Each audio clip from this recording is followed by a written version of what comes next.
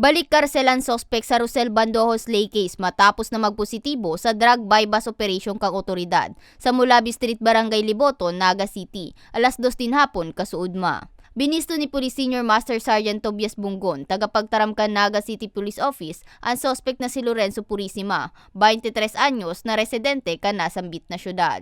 Inaresto si Purisima matapos na mapabakalang kaini ang puser buyer ng pigtutubudan na ilegal na droga. Asin makuha sa posisyon kaini ang nasa 2 gramo ng pigtutubudan na shabu na nagkakantidad 13,600 pesos. Ngayon, nakakulong siya for another case, separate case, and nakakauma na masakulong siya ngunyan. And kadako nagsasabi na sana din na makaluwas. Matrayon pong naaresto si Purisima kan operatiba kan City Intelligence Drug Enforcement Unit kan Naga City Police, kataba ang Naga City Police Station 3.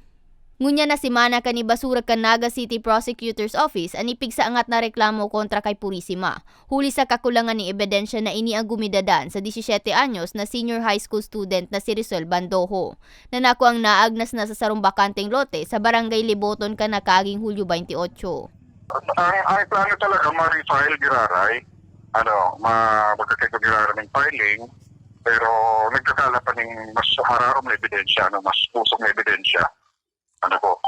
Regular filing na lang and hoping na sana ma-consider na ng fiscal this time.